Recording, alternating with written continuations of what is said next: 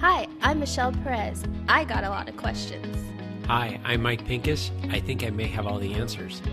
Welcome to the Mike Pincus Fitness Podcast. Welcome to today's episode of the Mike Pincus Fitness Podcast. That sounded very professional. Very professional. And that was not intentional, but anyways. Today we are going to tackle fitness myths, which we did this in episode 20. So if you want to go back and listen to that one, we talked about a few things just to give you a little bit of an idea. We talked about sweat, spot reducing, fat zones, and sugar. So if you want to go ahead and go back to that one, there's some fun information in there. And then today we're tackling some new fitness myths. So say that 10 times fast. No, I don't want to. So don't get surprised if Mike, goes a little crazy, because these are things that drive him insane. No, I'll be fine. But I'm excited to tackle these. So are we ready? I'm ready. There we go. So number one, and this is a very popular one, and I think that many people say it in the phrase, no pain, no gain. Oh, yeah. So this myth is when it comes to working out, you've got to feel some pain during or after if you're going to gain any benefits. So after would be soreness, and then during would be like, OMG, I'm dying. I should stop, but I'm going to keep going. Right. Yeah. So that one's kind of a loaded question. First, I'll start it with if I were to go to my doctor, regular doctor, it could be my physical therapist, it could be my medical doctor, my orthopedic doctor, anybody we refer to as a doctor, chiropractor, all of them. And I were to say, my biceps, my right bicep is really sore. Mm-hmm. Let's just say. And he analyzes, does all of his testing, and says, yep, you definitely have some microfiber tears in there. And, there's definitely some damage there. So let's give it a week to heal, and let's see how you respond. And you say, okay, no problem. And he says, by the way, what were you doing? And you say, well, I was moving my apartment, and I lifted a heavy box. And he's like, yep, you overdid it. Mm-hmm. And okay, no problem. And you're on your way. Same exact scenario. But if you were to say, if he says, by the way, what were you doing? Oh, I was working out. I was doing some bicep curls. Oh, you'll be fine, would be his response, which obviously he wouldn't do that. But the point being is that suddenly if you're working out, that soreness is suddenly justified. Mm. It's like, oh, yeah, you're totally fine because you were working out. Well, but if you were lifting a heavy box and you pushed yourself too hard, they'll tell you, you know what, take some time off, maybe here's some anti-inflammatories. It's the same exact damage to the muscle. And what I'm getting at is when trainers push their clients so much that they are that sore, and thinking that that's the cat in the background. But when the trainer pushes the client so much that the client thinks, if I'm sore the next day, I really did a good thing. But yet, if you're sore from moving, you're miserable. Mm-hmm. So I'm like, I never understood that. So I myself as a trainer, I'm not searching to get my clients sore. Sometimes they'll be sore the next day or 2 days later, and it could be from unaccustomed exercise. We did a new exercise, and like, okay, what happened there? And so, yeah, I can expect something, but I don't want to crush them. Air quotes there, crush them so much that they are so sore the next day that they can't even lift up a pen to write a letter or do a signature or whatever. Mm-hmm. So you have to really look at what the goal is, okay? The goal as a trainer should not be to crush your client to make them sore. Your goal as an individual working out should not be, I'm going to take my body to complete fatigue or complete failure so that the next day I am so sore. Because then I've heard people say this, well, it's a good sore, Yeah. you know what it's like, Yeah. it's a real good sore. Like you knew you did something. Look, dude, you either can't get up off the toilet or you can get up off the toilet. But bottom line, if you do too heavy of squats and you're having a hard time going up and down stairs, or you're having a hard time sitting on a toilet, you did too much. Yeah.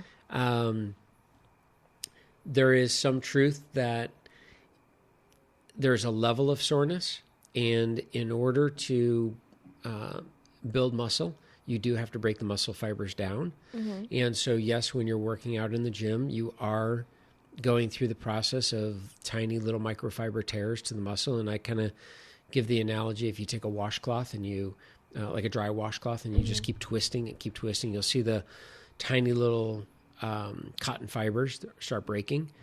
That's the easiest way to look at with your muscles. And what we do outside the gym helps repair that. Drinking enough water, proper nutrition, proper rest, timing of nutrition, that 60 to 90 minutes, which we've talked about in the past. Mm-hmm. All of that will help speed up your recovery. And what you can literally do is you can do a really hardcore workout in the gym and not pay attention to your recovery, and you'll be so sore the next day. Yeah. You could do this exact same workout and drink plenty of water during and after your workout, 60 to 90 minute window, get the proper nutrition in for recovery, do all of your myofascial release, all the foam rolling, using massage stick, things like that, and do some stretching and getting your 8 to 10 hours of rest. And the next day, you're great. You have no problem. Same workout, same muscle damage, but the recovery, because you took the time to do it, was you prepared yourself for the next workout. So that's why it's important. Yeah. So it's kind of a loaded question there. Mm-hmm. You do not need to be so sore in order to see results. Mm-hmm. You also, part of that question was, do I have to, I don't know if you word it this way, but I'm going to word it this way, is do I have to give 110% in every workout? The answer is no. And I had a discussion with a very good friend of mine who I'm still trying to get his butt on this podcast. And he was, at one point in his career, he was a personal trainer. Excuse me. Sorry, guys. So at one point, he was a personal trainer. And I thought he was a great trainer. Like he's an amazing person, person-to-person contact with, great communication skills. Everything's great. However, he trains his physique, his own body, like an animal. I mean, he's just a beast. And every workout is 110% effort. And if he doesn't do that strong of a workout, it wasn't a workout. Yeah. He won't even count it. Like, no, forget it. So we had this discussion, and he had said, so you believe that you could do a 50% effort workout and still get something? I said, absolutely. And it's not zero. He's like, I disagree. I said, you can't disagree. Mm-hmm. I said, if you get a person that is a complete couch potato, they're not used to doing anything, and they do a workout that you would look at as a trainer, I would tell him this. I said, you would look at it and say, that's about a 20% effort. Mm-hmm. Well, that's your 20%. For them, that's 50% effort more than sitting on the couch, maybe 100%. So how do you actually judge a hard workout? But I have clients that I've trained for 10, 15, 20 years, and I know their limit. Mm-hmm. I know their limit early on. And do they work out at 110% effort? No, none of them do. Do they, for themselves, work out at a 90% effort? I would say sometimes. Majority is probably 75%. Do they get results? Oh, yeah, absolutely. And his and my discussion was, but would they get results faster if they did 110%? Possibly. Would they get burned out faster? Sure. Would they get injured faster? Sure. Yeah. And I asked him, I said, how many times have you been injured? He's like, all the time. Because if I'm not pushing my body and I'm not getting injured, I'm not really pushing it. Yeah. That's his mentality, which I always said was fine for him. I said, you can't take that into the gym for your clients. That's where he had the hard time. He's like, 110%, or get out. Yeah. So clients will ask me, I have a couple clients, they'll say, they'll ask me like, how was that?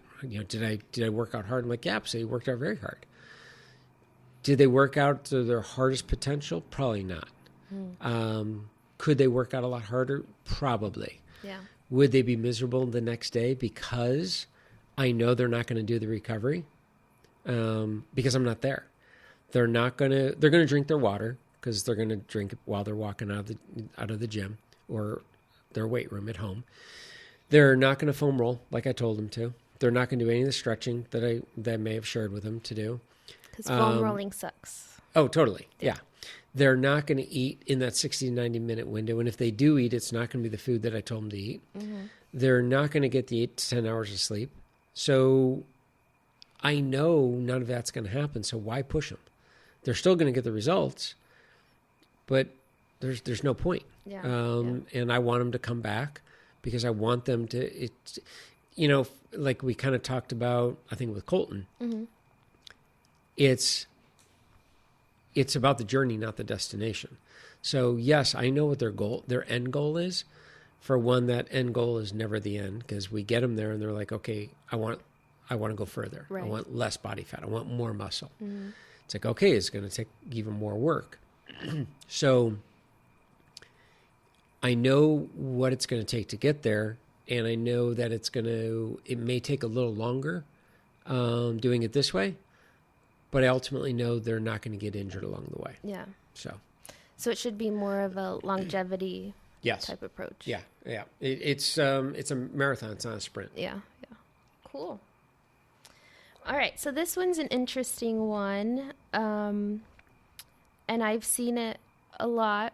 I've seen it become a lot more trendy between female in social media. And this one is you burn more fat on an empty stomach. Oh. So the way I see this is two ways. It's either intermittent fasting. Fasting. Yep. Or fasted cardio. Yep. So for those that don't know, intermittent fasting is basically you skip a meal and then you start eating later. So essentially you're just eating less calories. Possibly. In the day. Unless you eat more after. Exactly. And then fasted cardio is basically just doing workout on an empty stomach. Yeah. Exactly. Because they think you burn more fat that way. Yeah. So first off, the intermittent fasting real easy is you're basically choosing a window of time that you are consuming your food. Mm-hmm. So it's not designed necessarily to skip a meal. It's saying, okay, well, I'm not going to eat breakfast, but I'm still going to eat the same amount of calories in an 8, 10, 12, 16 hour window, whatever I choose to eat, which is really kind of funny because it's the same amount of calories. Now, if you say, well, no, I'm not going to eat the same amount of calories. I'm going to eat less calories. Okay, well, then all you're doing is on a low-calorie diet. Yeah. So why are you calling it intermittent fasting? Yeah. So it's becoming a very trendy thing. Yeah. Yeah. Fasted cardio, that's been around for quite some time. And there was actually, there's a guy on Instagram. His name is Lane Norton. Mm-hmm. His Instagram is BioLane, BioLayne. Follow him.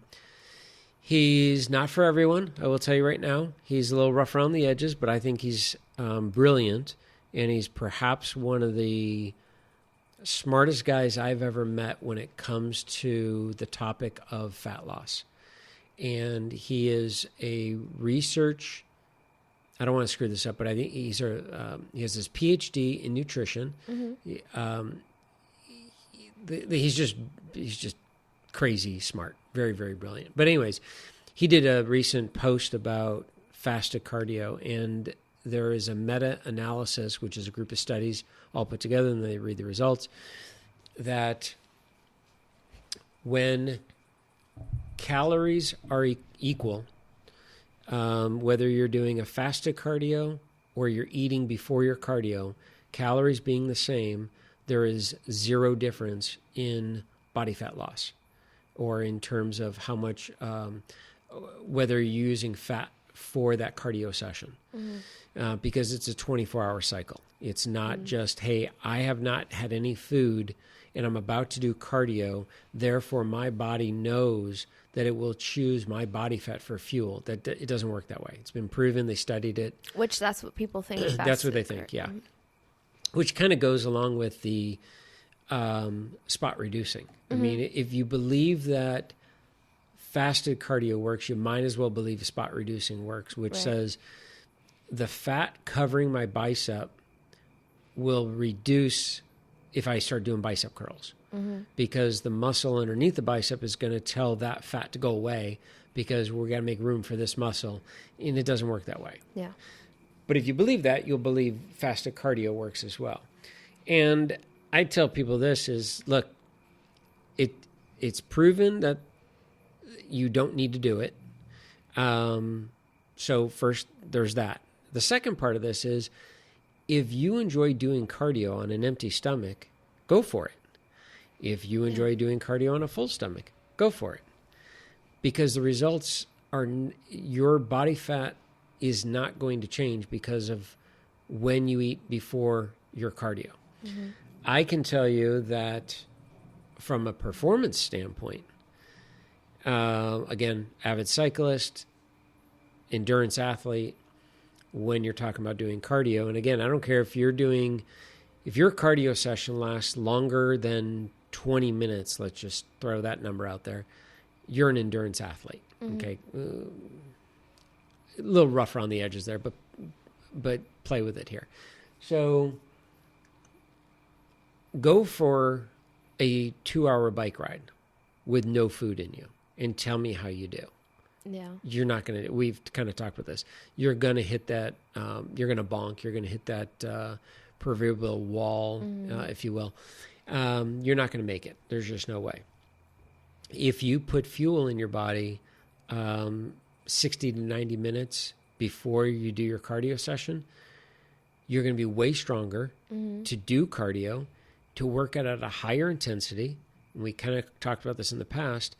A higher intensity on cardio, a higher heart rate burns more absolute calories, burns more absolute fat calories.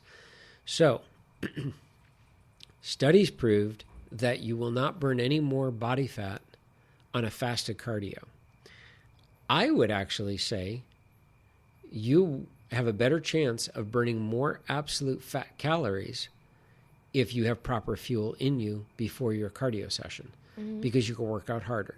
And heart longer, rate goes right? higher. You can work out longer.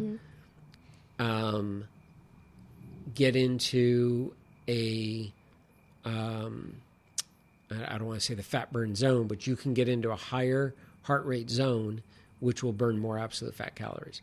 So I would actually argue that you're better off having food before your cardio session to get more out of it.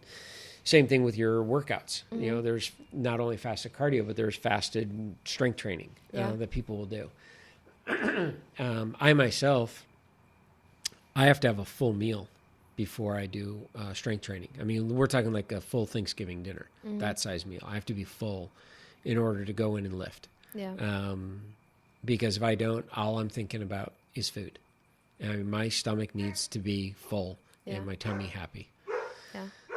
I'm actually the same way. And I learned that with Jonathan, my husband, which if you're listening and you don't know that Jonathan is my husband, come on. Yeah. Come But on. anyways. He's the quiet one. Yeah. When we first met, or maybe when we first got married and I was doing, like workouts around him, I would actually do a lot of workouts on an empty stomach. And then I'd come back and feel like I'm going to puke or like I'm going to pass out. And then he's like, you actually have to eat before your workout. And I was like, what? You're crazy. That doesn't make any sense. Yeah. Like, why would I eat before I'm going to burn off the calories? Exactly. But now I can't work out without having something in my stomach, or I'll probably only last like 15 minutes. Yeah, exactly. I can remember, this goes back to, in particular, this is probably 1995. We were at the local gym here in town, and a girl was on a life cycle bicycle, and she was warming up she was doing her 12 to 15 minute warm up on the bicycle before she was going to go and start doing the strength training in the weight room. And she passed out. It literally fell off the bike. I mean, this is kind of, she was really good sport about it. And she's like, yeah, I fell off a bike and got injured. It was a stationary bike. And, but she passed out. And my mentor, Neil Spruce, was on the bike next to her. She fell right into him. Oh, wow. And he's a big guy. Yeah. So it was a perfect fall. Like, he caught her. So she really didn't get that hurt, but he had to lower her down. Like, there was no putting her back on the bike, lowered her down. She comes to, he's talking to her, and he's like, what did you eat today? And she says, I didn't. And it was so hard for him to not just let loose on this poor girl. Yeah. And he did a great job. And he's like, all right, let's get some orange juice in you.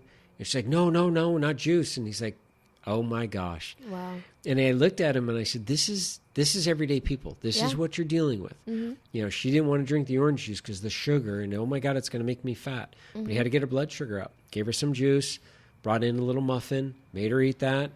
Okay, her color started coming back, and he's like, leave the gym. Don't ever do this again. You come in an hour before you come in, you make sure you had something in your stomach. And he kind of gave her what to eat. If I remember correctly, I'm sure knowing Neil, it was probably oatmeal and a banana and maybe even a cup of coffee if she wanted. Mm-hmm. But let it digest, then get on the bike, have the energy to do the workout. And she was fine after that. Wow. But yeah, it was, and that was well before the terminology of fasted cardio was ever around. So like, I never even thought that somebody would do that. Yeah. But it happens. And again, the reasoning I think people do that is they think, I'm going to burn off, I haven't eaten since dinner. Whatever fat is on me, I'm going to burn that off before I start eating. Mm-hmm. And that's not how your body works. Yeah. You can try all you want, but that's not. Yeah, I think the fasted cardio thing, I've seen it more popular in the mornings. Mm-hmm. Which I don't even know how people do that, but that's another story. Okay, the next fun one is, let's see. Stretching before your workout good one. is bad for your muscles. And I didn't even realize that this could potentially be a myth, but I kept reading a little bit more. And it says that it would be bad, and I'm doing air quotes because I don't know whether this is true or not, because it loosens tendons and makes muscles weaker. Correct. That's true. It is true. Yeah, that's a true statement. And that is probably, I have no idea what else is on the list here, but that's probably one of the hardest subjects for the fitness industry to wrap their brain around. And it's gone back and forth. That particular topic has actually gone back and forth. Do we stretch? Do we not stretch? Do we stretch before? Do we not stretch before? For years now. I think they pretty much put the nails in the coffin on stretching beforehand. Mm-hmm. So I'll explain the stretching beforehand. So, sorry. No science, just give you a simple analogy. Take 2 rubber bands, put one in the hot sun, put one in the freezer. Mm-hmm. Pull the rubber bands out, stretch the one in the freezer, it's going to snap. Right. Take the one in the hot sun, it'll stretch and stretch. Cold muscles versus a warmed up muscle. Same idea. Okay. So that's the simplest format. You never want to stretch a cold muscle. All right. Stretching beforehand, what you're doing when you're attempting to stretch, when you're stretching, what you're attempting to do is elongate the muscle. And you're trying to put it back to its either natural state or the state it was before the workout. Well, if you, let's take a basketball player. Okay, you take an athlete. And if you stretch them beforehand, one, it's a cold muscle. So you're running a risk of possibly tearing a muscle, or the attachments are the tendons. Tendons attach muscles to the bone, mm-hmm. and then ligaments hold the bones together. Mm-hmm. Okay. So it's an athlete's not warmed up properly and you stretch them, you run that risk of injuring them. Let's say you don't ever injure them, okay? They've done this for 20 years, no problem. Think of it this way. You are in the beginning of, you watch the Lakers, okay, and you get to the game early and you watch. Back in the old day, they actually did stretch them beforehand. And nowadays, I'm say 15, 20 years later, they no longer stretch them beforehand. Mm-hmm. They definitely do a warm-up. But if you think, do it this way, if you stretch beforehand and you actually are successful in elongating that muscle, you made it longer, mm-hmm. you now ask that athlete to get up off the floor and go run and jump. You're asking them to contract. So they are now, this muscle is elongated, and now they have to shorten it really fast. Well, it's a huge disadvantage. Mm. If it actually worked in the theory that you're taking a longer muscle, making it have to contract and shorten up real fast, it's a huge disadvantage. Why would you do that? Yeah. But the reality is it won't stay stretched, okay? If you sit and stretch a hamstring muscle, as soon as you stand up, it's not going to stay at that lengthened position. It has to start shortening up. Mm-hmm. Otherwise, you wouldn't be able to use it. You wouldn't be able to walk. You wouldn't be able to function. So we know that it shortens back up. When? We're not exactly sure of when. But definitely do not stretch before your workout, mm-hmm. okay? Of any kind of workout. I don't care what it is. If you're lucky enough to go to a professional sporting event and get tickets and get there early, watch what they do. So I can tell you in basketball, they will typically they're doing a little bit of warm up in the locker room, and it's self-myofascia release is what mm-hmm. they're doing, foam rolling. There are now, because we have the handheld massagers, Hypervolt makes one that I love. Hyper Ice is the company, and they make a model called the Hypervolt. It's handheld, and you just use it on your legs, hamstrings, wherever you want. And that's a massager that will increase blood flow to mm-hmm. the myofascia. And so they start with that. Then they'll do some light jogging around the basketball court. Then they'll go through dynamic warm-ups. They'll put maybe you'll see a big rubber band around their ankles, and they do side walking across the court. Then they do some walking lunges with rotation. Then they do some side lunges. Everything is in dynamic movements. Yeah. It's done slowly. It's not very powerful ballistic, but they're slowly getting the body core temperature up. It'll take a half hour, maybe even longer. If at that point, the trainer, the athletic coach, the physical therapist feels with that athlete that they need some extra work, maybe trying to loosen something up, then and only then will they take them through a range of motion. Mm. It's still not static stretching, which is what we're all thinking of, where you lay down, grab somebody's leg and push back and hold it. That's a static stretch. They'll do a, there's different terminology for it, but you don't have to get too scientific. They'll do some type of dynamic warm-up with mm-hmm. them, hands-on with mm-hmm. them, but they're a trained professional doing that. Yeah. The rest of us, you get to the gym, you do your basic warm-up. You can start on a piece of cardio machine, get the body core temperature up, okay?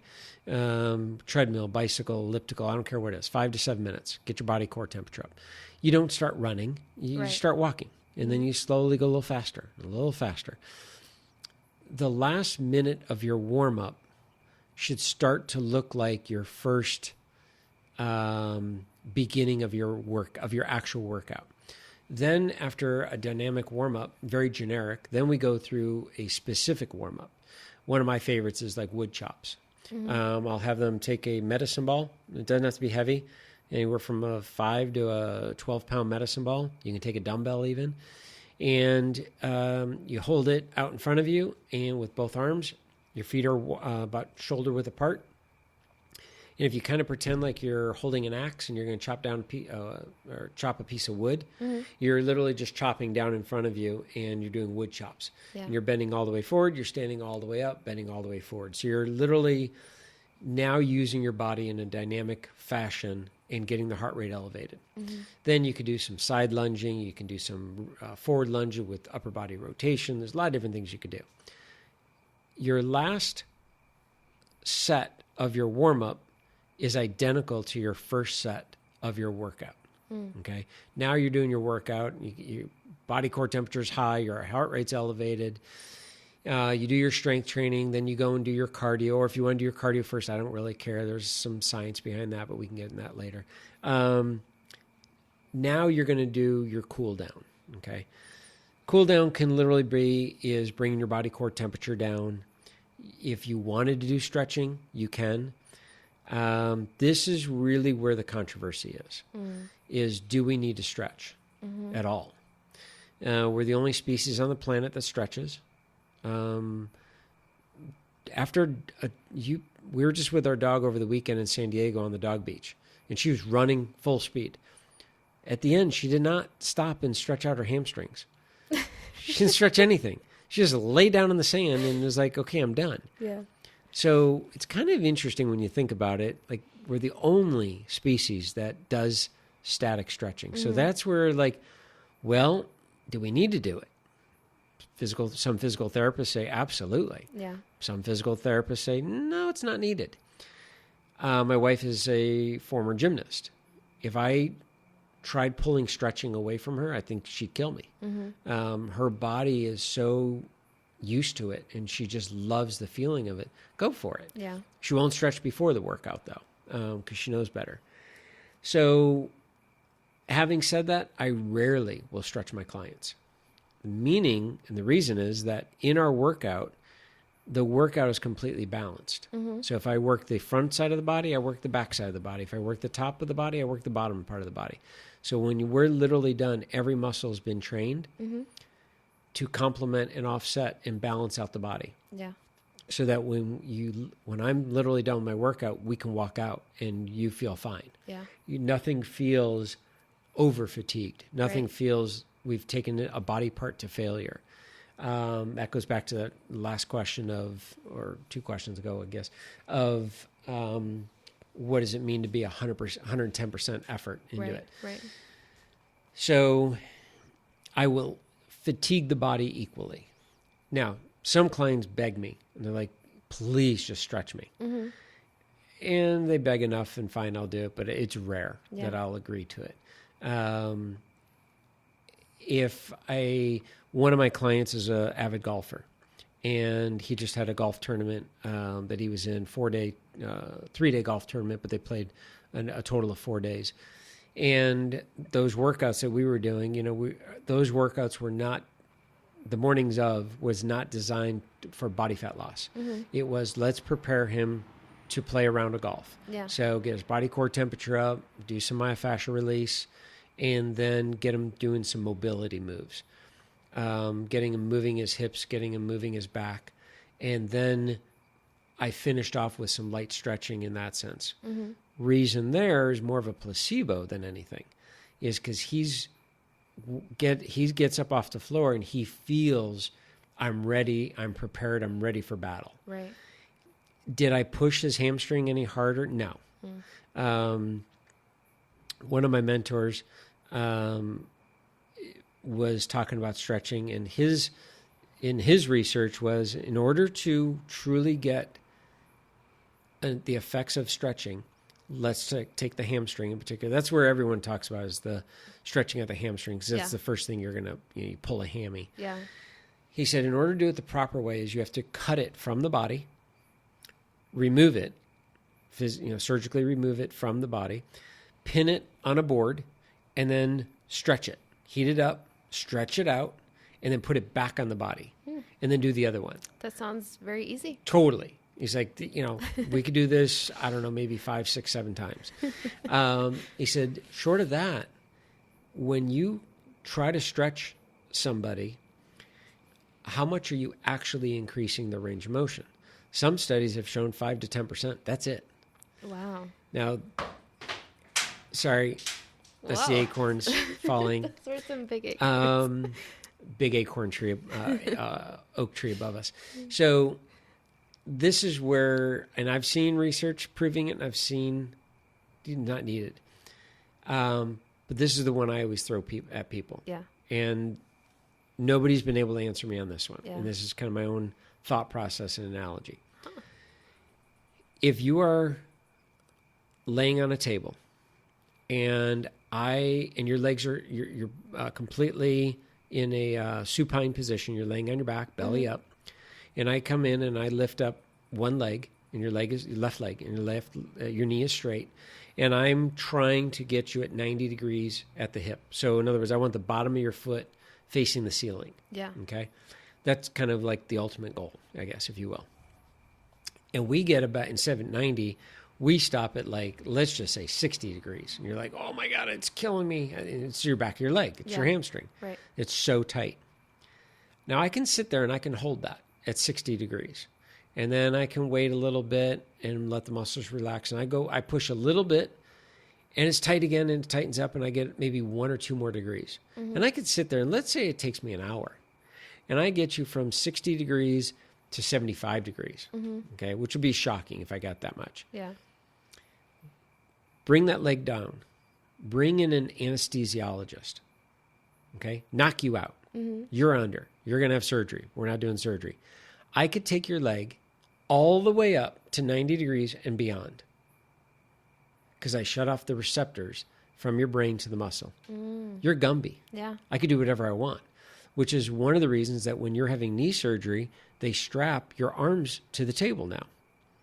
Because if that arm falls off the table, now they have to do rotator cuff surgery because the weight of the arm just tore everything in the shoulder. Wow. Because you're Gumby. You have nothing stopping you. So part of that stretching is, and part of that pain you feel is the receptors, your brain going, dude, freaking stop. That hurts. Right. Knock you out. You got nothing. Yeah. So really, what is stretching about? So now take that another step further. UCLA had done this study, I believe it was back in the 90s. And they took UCLA football team, and they took the linemen. And they took 6 linemen, offensive linemen, and 6 defensive linemen. And the offensive linemen, I'm not sure which one it was, but it really doesn't matter here. But the 6 offensive linemen worked with a sports psychologist for 6 weeks. The 6 defensive linemen worked with a physical therapist, physiotherapist, working on stretching for 6 weeks. And they tested them before and after individually, okay? And they use a goniometer, which measures range of motion. And at the end of the 6 weeks, the ones that worked with the sports psychologist drastically improved their flexibility, and all they did was lay on the floor and he spoke to them. He never touched them. They never did any range of motion. That's crazy. He literally got them to learn how to relax and shut their brain down. Wow. Drastically improved their range of motion over the ones that actually did the stretching. Another step further. If you were to go to India and study yoga, there's 8, I'm going to call it 8 legs or 8 fingers of yoga. Yeah. The one we do here in the United States is literally just the one, and that's the body position. There is so much more to yoga than what we do in the States. We just bastardized the whole thing and said, 60-minute class, we could do that. No, you go to India and do a yoga class, it's 2 hours minimum. Nobody here, especially in California, is going to do a 2-hour 2-hour yoga class. Come on. You can barely get them to show up on time, and they're definitely not staying because they got to get home or whatever. Well, the big part of yoga is the mind, is being able to meditate, being able to shut everything down. That goes into teaching the body how to relax, which also goes into teaching the body how to relax the muscles, elongate the muscles. So this, when someone says, do we need to stretch? My short answer is no. Yeah. Because, we just talked about that for 20 minutes. They're not going to sit and listen to everything I just said. In a nutshell. But I give them the analogy, or give them the idea of bringing in a anesthesiologist, and they're like, wait a minute, Okay, that totally makes sense. Yeah. Like, why do you need to stretch then? Short of that. So, That's cool. yeah, I don't stretch myself I learned at all. something new. I always learn something new. No. But there goes my new thing. All right. That was number 3. So number 4 is an interesting one. And I know I keep saying this for all of them, but they're all interesting. They're all really good. Number 4 is, and I actually saw this on the internet. I didn't just make this up myself. So it must be true. Yeah. Exercise machines are better than free weights. Oh, man. Yeah. And that was kind of a weird one, which I showed these to Jonathan beforehand too. And he's like, really? But yeah, that was an actual myth that I saw. Right. On the web. Were they saying that it's true that exercise machines are better than free weights? Yes. Okay. So, I'm going to try to keep this one really short. So the first thing I have to say is, what's the goal? Okay. I'm going to throw a couple different goals at you on this one. So if my goal is to put on muscle for the simple reason that I want to reduce body fat, and I understand everything we've talked about in the other podcasts about having more muscle in the body burns more body fat at rest. So my goal is to put on muscle, to burn more body fat, to be leaner, to look better, take my shirt off at the beach, look better in a swimsuit. Okay. Then whether I use a machine or free weights isn't really going to matter. Kinda. Your muscles don't know where the resistance is coming from. They don't know numbers. They don't know the type of resistance. They don't know if it's a kettlebell. They don't know if it's a dumbbell. They don't know if it's a medicine ball. They don't know if it's a machine that's attached to a cable that has a cam and a pulley on it. It just knows resistance. Yeah. Okay, so it's going to respond to that. So you're going to develop muscle. You can develop muscle on machine. You could develop muscle on free weights. So if that's the goal, to develop muscle, it kind of doesn't matter. But I'll explain why that's a kind of and not a definitive. If the goal is to build as much muscle as possible, you're a bodybuilder now, okay? So you've taken it from, I look good, I'm 50 years old, I'm 45, 30, it doesn't matter. I'm feeling good, I look good, and I like my level of body fat, and I like the amount of muscle I carry. I'm happy. Okay, again, it doesn't matter. Yeah. With that. But if my goal is to be a bodybuilder and I want to put on as much muscle as possible in one specific area, my legs are way smaller than my upper body. I need to focus on my legs. And I really don't want my upper body to grow. Well, it'd be hard to use only free weights to develop only lower body and not get upper body involved. So therefore, I would have to use a machine. Is it because of the amount of weight? The amount of weight, but for instance, let's say if my legs are a lot smaller than my upper body and I want to do squats. Well, I can hold dumbbells in my hands. Well, holding weights in my hands, my upper body is going to get stimulated. And so I'm going to be putting on muscle on my upper body as well as my lower body. But now all I'm doing is making my upper body a little bit bigger than my lower body. Yeah. So that doesn't work. So I would have to do like a leg press and get on the leg press and literally develop my leg muscles and leave my upper body alone. That's for the sport of bodybuilding. Yeah. Which is about 1 to 5% of the population that is really working out for the sport of bodybuilding. Right. A lot of people say, well, I'm not competing, but I'd like to be really big. Okay, well, depending on how big you'd like to be, I could get you put on a lot of size with just free weights and not need machines. The reason I don't like machines, okay, you see in my gym here, I don't use any machines for strength training. I use machines. I have a rowing machine. I've got a bicycle. I've got a Stairmaster here. I love Versa Climber. I love cardio machines. Jump rope is my favorite. It's not a machine, but it's easy. Yeah. I don't like using machines for strength training. One, I don't train any professional bodybuilders. Anything short of a professional bodybuilder, which is a sport, but somebody says, I want to put on as much muscle, I want to get big, I can still use free weights. The reason is that I want them to put on as much muscle as possible to get to their goal, but I also want them to be, I hate to use the word, but I want them to be functional. I want the strength to be functional. So I can get you on let's go with legs, okay? So you can use a leg press. Right. Go with me on this analogy here. So you use a leg press. You sit down in the leg press. Your feet are up on the platform. You push it away from you. It's what's called a 45-degree leg press. You put the plates on the side, and that's a machine. It dictates the path of motion. Right. Okay, it's created for you. So you do your leg press. That works your butt, your quads, your quadriceps, your thighs, your hamstrings, back of your legs, your calves.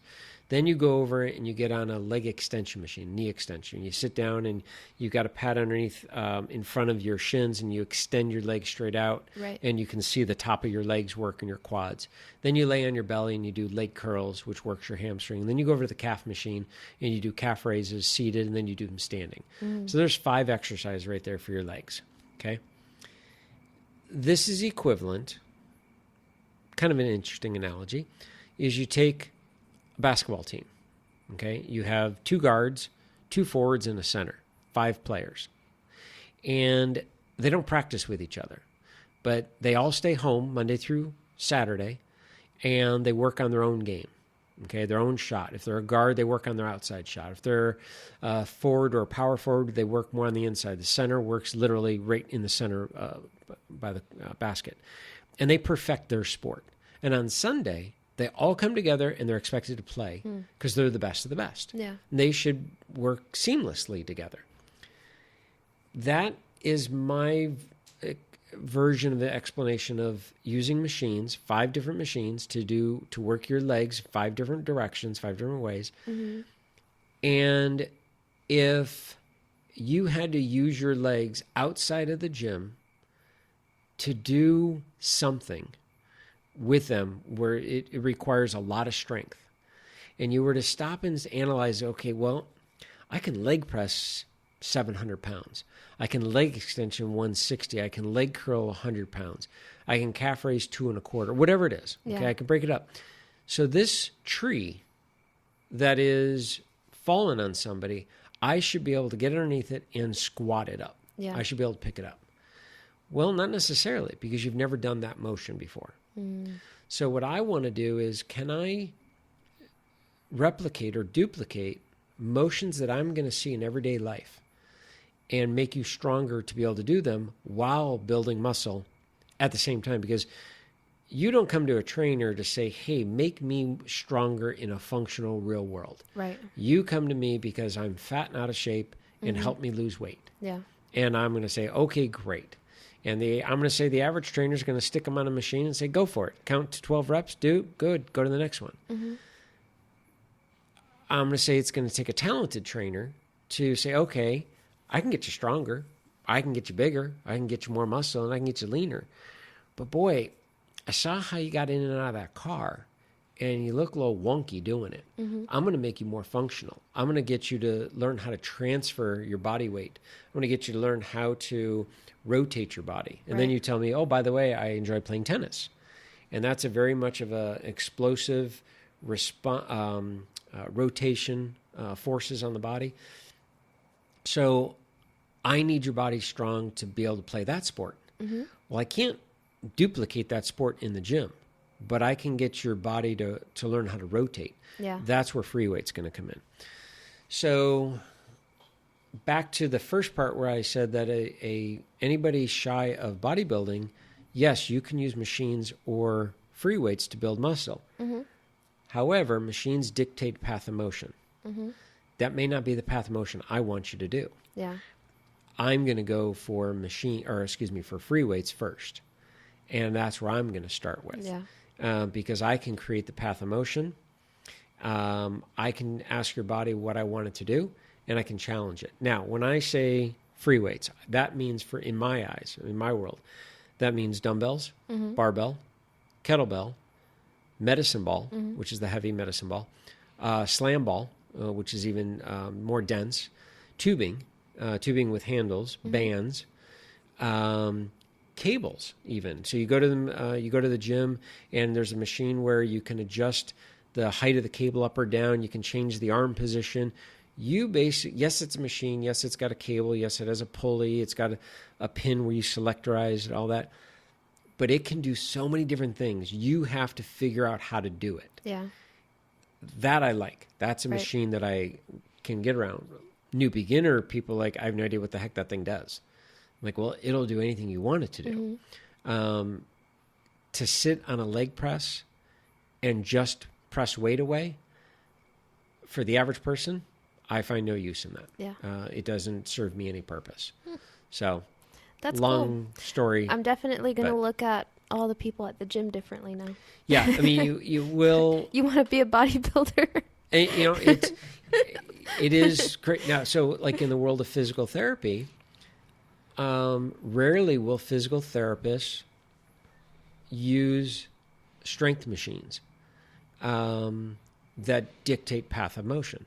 They'll use cable machines, and they come up with, physical therapy is really cool because they have to figure out, how did you hurt yourself?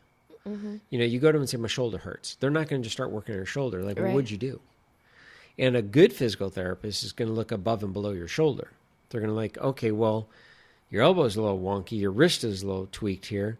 Okay, actually, there's nothing going on with your shoulder or your elbow and your wrist. What's going on with your hips? They're going to look at the rest of the body. And they're going to say, well, when you did this, you could not control the motion from your hip. And that's why your shoulder did all the work. So I could sit here and make your shoulder better, but really I need to make your hip better. I need to make your hip stronger. Yeah. Well, they don't need a machine to do that. They're going to mimic what you were doing and make that stronger. And a lot of times they put you in a weird position. If you've ever had physical therapy, it's fascinating. It's really cool to see. And that, to me, strength training is physical therapy on steroids. We literally, any of the moves I do in my strength training, physical therapists would look and go, it's exactly what we do, with less weight, less intensity, and it works. I'm like, well, I'm taking from you guys who are trying to get us stronger, and I'm just making them stronger and stronger. So that's all that is. Yeah. So that's true. Hopefully that answered it. Yeah. In a roundabout way. And I tried keeping that short. So I'm really curious. Well, all of these were really long. It depends answers. Yeah. But they were good answers. Good. Okay, so the last thing isn't really a myth, but it's something that I wanted to ask you. Okay. What is one trend you wish the fitness industry would stop doing, and why? And the reason why I'm asking it in this one is because, there's a lot of trendy things in fitness that sometimes turn into myths. So it doesn't have to be a myth, but what's one thing that you can think of that? Oh my gosh. Jonathan was saying just one. I know. I saw him put his hand up. I mean, on a reverse way, this is like asking a dad of two daughters and saying, pick your favorite. Pick your favorite. Yeah. Pick your worst thing that you've seen in the fitness industry that you wish they would stop doing. Oh man. Okay. I've hinted around about it. I may have flat out said it, and could piss off a lot of people on this one, but when we're talking the world of fitness, and we're not talking sport,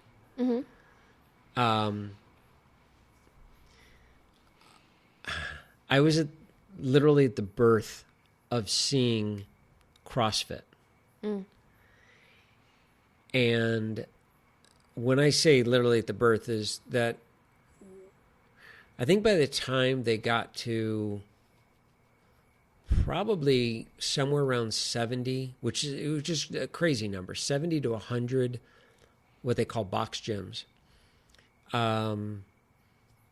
Maybe one popped up in Southern California. A CrossFit gym. A CrossFit gym. And we started hearing this term CrossFit.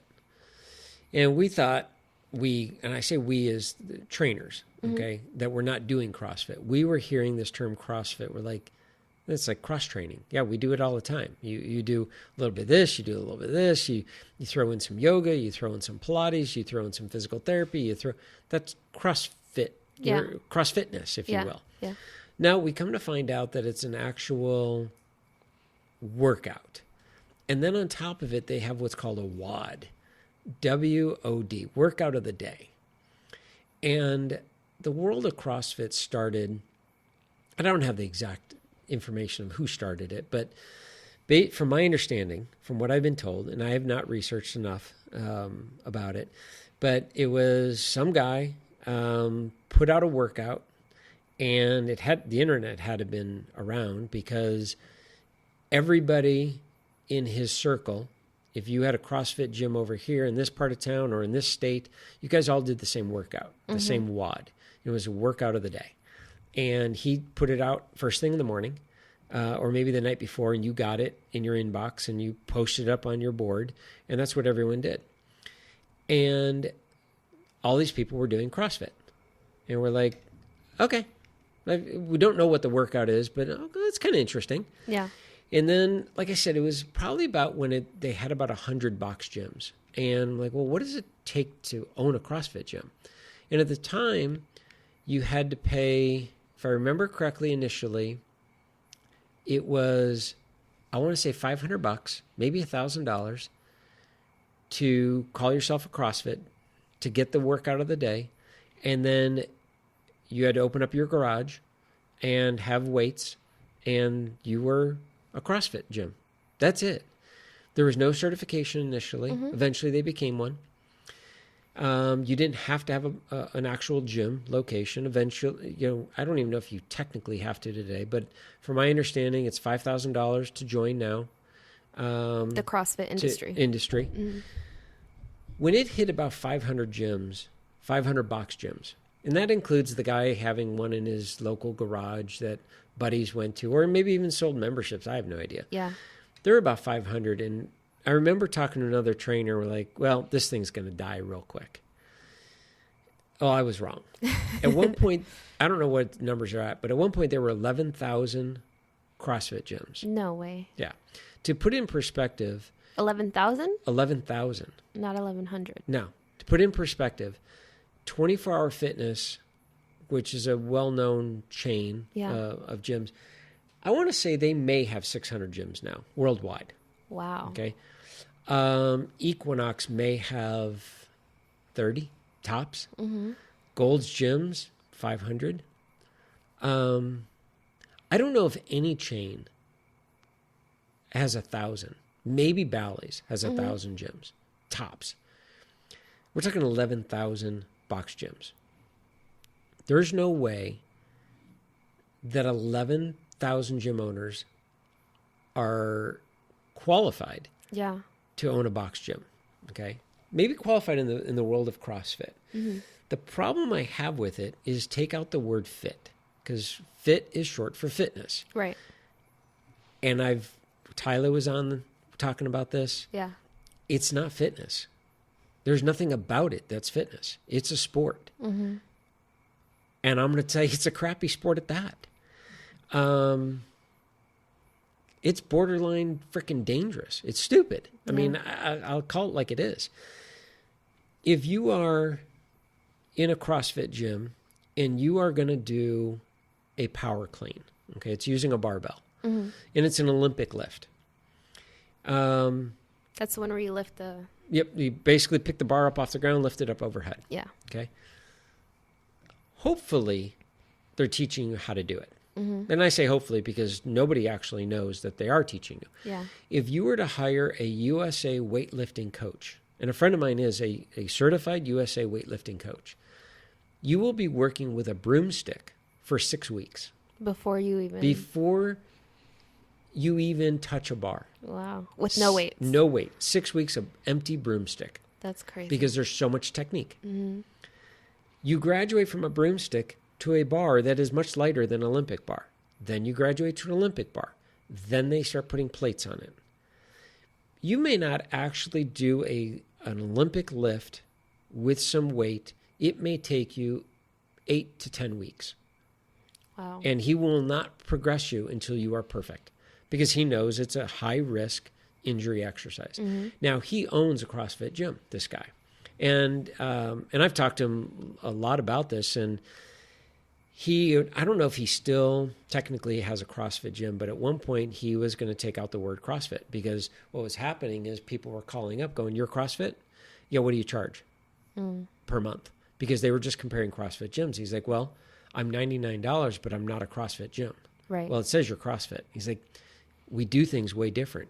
And I said, "Yeah, you're right. You do things because you're an USA Olympic weightlifting coach. Mm-hmm. Get rid of the word CrossFit." He's like, "Yeah, but so many people call because of that." I'm like, "But then you have to tell them anyways, you're not a CrossFit." Mm-hmm. I said, "Dude, you're killing yourself." I said, "Quit with it." And I think he ultimately did. And he's one of the good ones. And he knows how to teach Olympic weightlifting. Yeah. A very good friend of mine, John Hamm, is a former collegiate gymnast. You watch John do a muscle up at the age of 40. I think he just turned 40. I'm going to bet he still can do a muscle up. You could stand in front of him, 3 inches in front of him, and I can stand 3 inches behind him, and he will not touch either one of us and do a perfect pull-up into a muscle up. Wow. No swinging. That's a muscle up. What the hell they're doing in CrossFit is not a muscle up. I have no idea what the hell that thing is. A pull-up, a strict pull-up, you stand 1 inch in front of him and I stand 1 inch behind him. There is no swaying. You go straight up, straight down. There's no swinging in a pull-up. Yeah. But in CrossFit, there is. It goes on and on and on of the exercise they do. The problem I have with it is because, call it cross sport. Don't call it CrossFit. Yeah. Because there's no fitness about it. It started out, I think, with the idea of camaraderie, and the idea was there. And the one thing I can't take away from them, even as stupid as it is they have amazing camaraderie inside their box gyms. Mm-hmm. They get people, they cheer each other on. They're there to support each other. Lisa's best friend husband loves CrossFit. Mm-hmm. Now I've explained to him what I don't like about it, and he agrees with me. He's like, I don't go for any of that. I go because they're waiting for me. Yeah. There's a group of people that are literally waiting for me. I said, dude, right on. They've perfected that, and that I give them hats off. Great. Mm-hmm. Let's teach some real exercise. Let's keep this. Mm-hmm. Keep these people going. Continue on with this. At some point on their website, on CrossFit's own website, on the left-hand column, they had a forum. I don't know if it's still up there. At any given time, there were 2,700 injuries in this forum of people talking about things they blew out. ACL, MCL. Oof. I mean, ridiculous. And most of these people, 45-year-old males, sit at a desk, 5 years away from midlife crisis. I need to work out. Let's go do CrossFit. Yeah. Because my buddy's doing it, and he's in great shape, and he's big, and I want to do that. Mm-hmm. And they start picking up a bar. They don't know how to pick up a pencil properly. And they're going to go and pick up a bar and throw it over their head. It's ridiculous. So, and I'm not alone. I mean, there's a lot of trainers, and I don't know if a lot of trainers would actually say it on air. Yeah. But I have no problem saying it, and I will defend it to anybody. And if you're a CrossFit owner, look at it this way. I actually trained an owner of a CrossFit gym. And he's like, look, I'm kind of bored with my workouts. I want something new. Mm-hmm. So I'm like, okay. I didn't know he was a CrossFit owner. But he did, and he was trained as a USA Olympic weightlifting coach. And he happened to own a CrossFit gym. So when I started putting him through my program, he's like, this is amazing. This is so different. And when I put him in a plank, he's like, he was shaking. Yeah. Because it was so dead on. It was correct. It was perfect form. It was a plank you would do in yoga. This was not a plank you would do in a CrossFit gym where your butt's up in the air and your head's down and you're praying to your palms that you're going to stay up. I mean, you literally activate all these muscles. And he's like, if this information could go into the CrossFit gym, I'm like, yeah, you'd have no injuries and everyone would actually be stronger. But because you guys, see, CrossFit's also done for time. Mm-hmm. How many reps can you do in a certain period of time? Yeah. Well, whose dumbass idea was that? Yeah. It's very competitive. It's so competitive. Yeah. And I'm fine with the competition. But it's competitive. It's a detriment. Do a clean and jerk or any kind of Olympic weightlift for time. Mm-hmm. They don't do it for time in the Olympics. Yeah. Why would you put a freaking stopwatch against this thing and see how many reps you can do in a certain period of time? I don't know. It's just completely asinine. They're keeping all these physical therapists in business. Completely. Now, yes, go to CrossFit Games. And somebody would say, Mike, you telling me those people are not in shape? They're in great shape. Are you telling me none of them have injuries? No, they have injuries. Mm-hmm. Okay, they're no different than a football player who has injuries, baseball player, soccer player. They're an athlete. My mom's not doing CrossFit. Mary Smith down the street can't do CrossFit. Mm-hmm. Why? Because it's not fitness. Yeah. It's a sport. So call it what it is. Leave the fitness industry, please.